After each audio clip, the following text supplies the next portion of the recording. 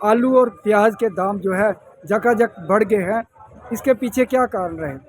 देखो जी, प्याज का कारण ये है कि पिछले एमपी की इलेक्शन थी, उसके कोई 2-3 महीने पहले गवर्नमेंट ने एक्सपोर्ट पर बैन लगा दिया था।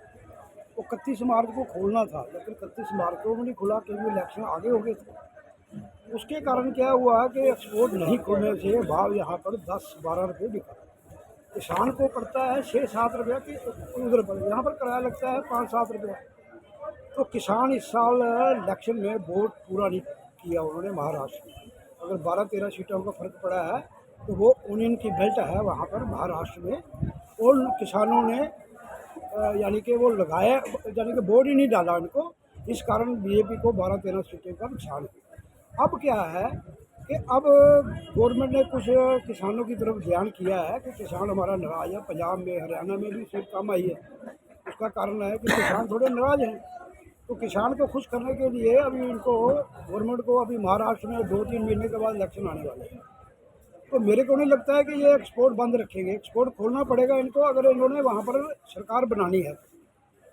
किसान को अभी मेरे ख्याल में ये हमारे जो चीफ मिनिस्टर राजस्थान अपना एमपी के वो कृषि मंत्री बनाए हैं, बहुत अच्छे आदमी है, बड़ा समझदार आदमी है। उनको पता है कि वो किसान हैं कि कैसे किसानों को खुश करना है। तो ये महाराष्ट्र में किसानों को खुश करना पड़ेगा इनको। उसके कारण वैसे ये भी है कि यहाँ पर फसल बहुत कम है।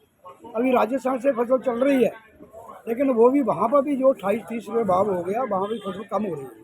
इंदौर में भी भाव जो है वो कम ज़्यादा हो गया वहाँ पर, क्योंकि वहाँ भी फसल धीरे धीरे कम हो रही है। रतलाम में भी फसल कम हो रही है। अब रह गया सिर्फ महाराष्ट्र। महाराष्ट्र जो है वहाँ पर वो लोगों ने स्टॉक लगाया हुआ है ज़मींदारों ने। अब ज़मींदार जो है वो बैठ गए हैं 40-50 के।